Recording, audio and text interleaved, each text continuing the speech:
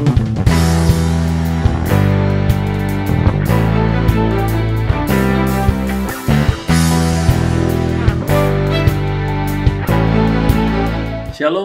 Bapak Ibu Saudara yang dikasihi Tuhan. Bersyukur kita bisa berjumpa lagi hari ini untuk kita sama-sama belajar dari firman Tuhan. Saudara, saya percaya 1 bulan terakhir ini, saudara, banyak sekali di antara kita yang rajin untuk membaca, merenungkan, dan memperkatakan Mazmur 91. Itu baik, tapi saya berharap biar kita semua rajin membaca, merenungkan, dan memperkatakan firman Tuhan, bukan karena keadaan, tapi karena kita percaya ada kuasa dalam firman Tuhan. Dan karena itu, saudara, saya berharap juga kita bukan hanya membaca Mazmur 91, tapi setiap ayat yang ada di Alkitab, kita juga rajin untuk membaca, merenungkan, dan memperkatakannya. Karena semuanya adalah firman Tuhan. Amin, saudara. Nah, saudara, saya mau mengajak kita untuk merenungkan Mazmur 91 kembali. Saudara, saya percaya orang yang dilindungi dan dinaungi oleh Tuhan adalah orang yang sangat berbahagia. Kenapa, saudara? Karena dikatakan dia akan dibentengi, dilindungi Tuhan, diluputkan dari semua malapetaka, mara bahaya, akan dijauhkan dari orang-orang yang jahat, bahkan akan dilindungi, diluputkan dari wabah sakit penyakit, saudara. Nah, tapi saya mau mengajak kita untuk melihat orang seperti apakah yang dimaksud dalam ayat 1 dan 2 dari Mazmur 91. Orang seperti apakah yang dilindungi dan dinaungi Tuhan, saudara. Untuk itu mari saya ajak kita untuk membaca ayat 14-nya dari Mazmur pasal 91. Dikatakan, sungguh hatinya melekat kepadaku, maka aku akan meluputkannya, aku akan membentenginya, sebab ia mengenal namaku. Saudara, ternyata orang-orang yang dilindungi dan dinaungi oleh Tuhan adalah orang-orang yang hatinya melekat kepada Tuhan. Nah, seperti apakah orang yang hatinya melekat kepada Tuhan, saudara? Kalau kita lihat dari bahasa Ibrani-nya, saudara, kata melekat itu disebutkan sebagai kasak. Dan ada dua arti penting dari kasak ini, saudara, yang akan membuat kita mengerti seperti apa sih orang yang hatinya melekat kepada Tuhan. Arti yang pertama dari kasak adalah desire atau gairah. Jadi orang-orang yang hatinya melekat kepada Tuhan adalah orang-orang yang hatinya bergairah kepada Tuhan. Ini kita bisa lihat dalam kehidupan seseorang yang sedang jatuh cinta, saudara. Kalau ada orang yang sedang jatuh cinta, saya percaya dia pasti selalu merindukan orang yang dicintainya. Dia selalu ingin bertemu, dia ingin selalu bersama-sama, dia ingin memiliki orang yang dicintainya, dan dia nggak mau kehilangan orang yang dicintainya, saudara. Nah, seperti itulah orang yang hatinya melekat kepada Tuhan. Nah, arti yang kedua dari kasak adalah set his love, atau menunjukkan cintanya.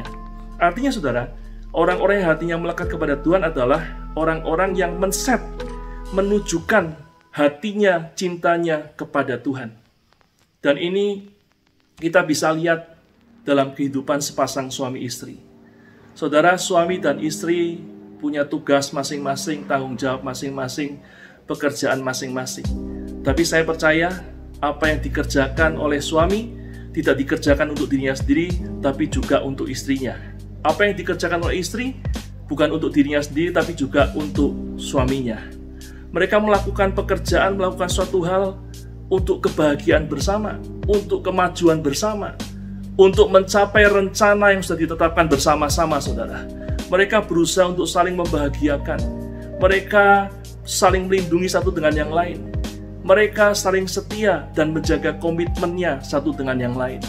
Nah, seperti itulah, saudara, orang yang hatinya melekat kepada Tuhan. Saudara, dari dua pengertian kata kasak tadi, kita bisa simpulkan bahwa orang yang hatinya melekat kepada Tuhan adalah orang-orang yang dalam hubungannya dengan Tuhan dipenuhi dengan gairah, dan orang-orang yang dalam hidupnya melakukan segala sesuatu bukan untuk dirinya sendiri, tapi melakukannya untuk Tuhan, supaya nama Tuhan dipermuliakan. Itulah, saudara, orang yang hatinya melekat kepada Tuhan. Dengan kata lain, orang yang hatinya melekat kepada Tuhan adalah orang-orang yang hidup dalam kasih yang mula-mula.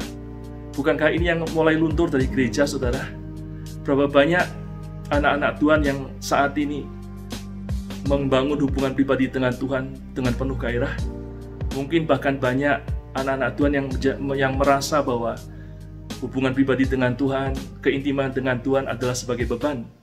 Berapa banyak para pelayan Tuhan yang hari ini masih melakukan pelayanannya dengan segenap hati untuk Tuhan? Bahkan mungkin pelayanan juga sudah jadi beban buat banyak orang, saudara. Berapa banyak anak-anak Tuhan yang dalam segala sesuatu yang dilakukan, melakukannya seperti untuk Tuhan, bukan hanya untuk dirinya sendiri.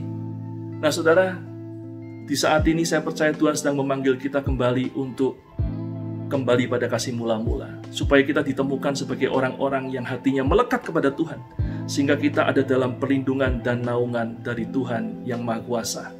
Dan karena itu, saudara, teguran Tuhan kepada jemaat di Efesus yang dituliskan dalam Wahyu pasal 2, saya percaya itu juga teguran bagi kita semua. Dalam Wahyu pasal 2 ayat 4-5, firman Tuhan berkata demikian. Namun demikian aku mencela engkau, karena engkau telah meninggalkan kasihmu yang semula. Sebab itu ingatlah betapa dalamnya engkau telah jatuh, bertobatlah dan lakukanlah lagi apa yang semula engkau lakukan. Jika tidak demikian, aku akan datang kepadamu dan aku akan mengambil kaki tianmu dari tempatnya, jikalau engkau tidak bertobat. Karena itu, saudara, di saat-saat ini mari kembali kepada kasih mula-mula. Biar hati kita penuh gairah lagi kepada Tuhan, karena kita tahu hanya daripada Tuhanlah datang pertolongan kita.